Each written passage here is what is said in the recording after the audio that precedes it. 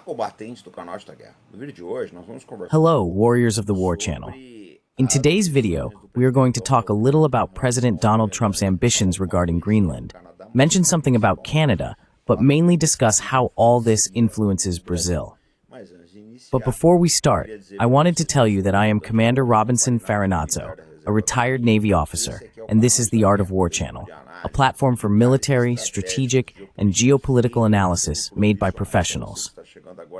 So if you're new here, subscribe to our channel and give us a like. That said, let's get to today's video. Well, first of all, we need to say that American ambition for Greenland is not something new, nor exclusive to Trump.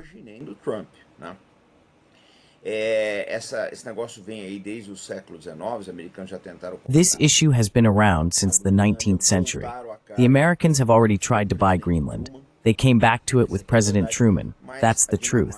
But Denmark didn't give it up.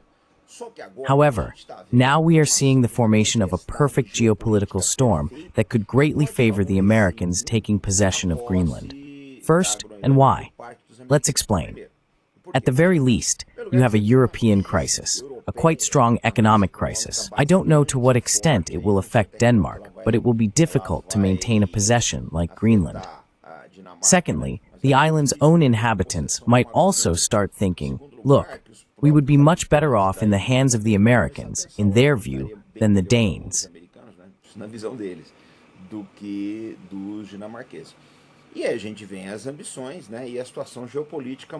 And then we see the ambitions and the global geopolitical situation.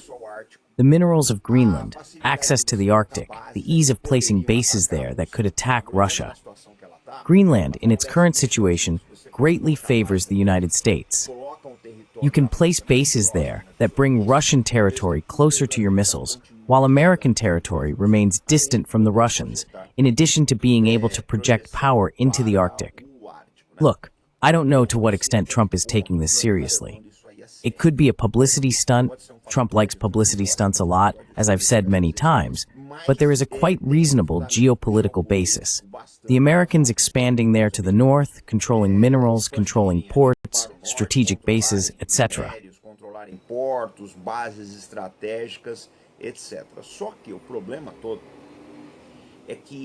The whole problem is that if this is done with too much pressure, it could fracture NATO.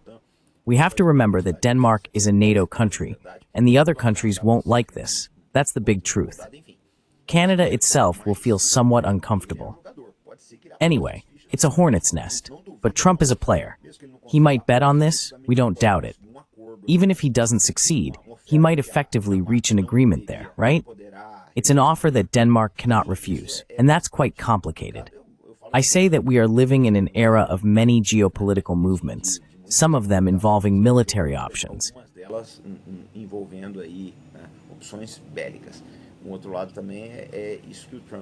Another aspect is what Trump says about the Panama Canal, which is another long-standing ambition of the United States. Although the Panama Canal has some problems nowadays, in terms of depth, droughts, etc., it is not as important as it once was, but it remains strategic. That's the truth. We also have to remember that the Chinese want to build a canal in Nicaragua. This is quite relevant.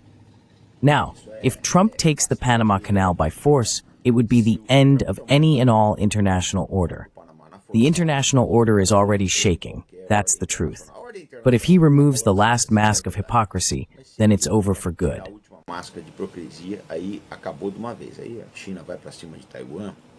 Then China moves towards Taiwan.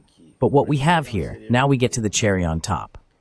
If Trump has all these ambitions, we have to remember that Greenland is effectively in America. If Trump has all the intentions and ambitions regarding the Americas, Brazil will not go unnoticed. This is true. We need to look at something important. What is effectively happening in the United States that few people talk about? I saw a statement from Richard Wolff, and he said, he managed to define something that I had been wanting to know for years, what would effectively happen. What you have there is the following, and this is bipartisan. It doesn't matter the party of the person. They are world economy views.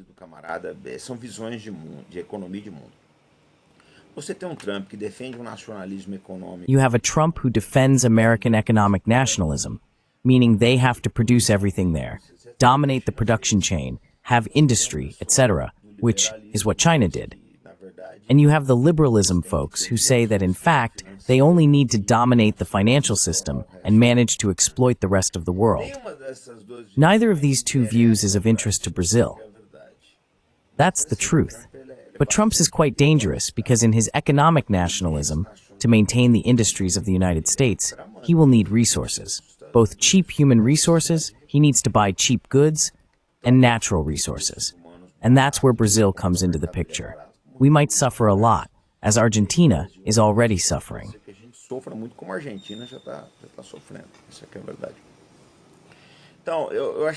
This is the truth. So I think that the intentions Trump is showing regarding Greenland, we have to be very careful here in Brazil. Because the country is not prepared, that's the truth. We are seeing, for example, that now Meta will remove censorship, will adhere to Trumpism.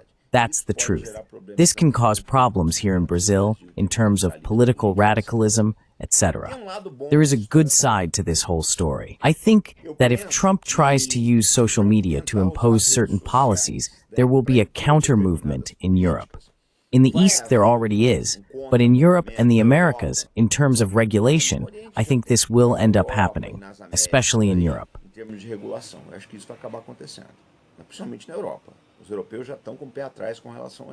Europeans are already wary about this, regarding Facebook, Google, etc. I think this could intensify under the Trump administration, especially because many people from the more liberal side will support it. That's the truth. It might be that he allows this to be one of the only positive changes he can bring, because I don't see the possibility of Trump bringing positive changes to the world. He might bring them to his own country, might create more jobs, etc. But if he goes for this protectionist policy, tariff policy, and perhaps an expansionist policy in military terms, then the rest of the world will face a difficult situation. And another thing, I've already mentioned, right? Trump thinks he's still in 2020. Things aren't quite like that. He's going to face some problems there.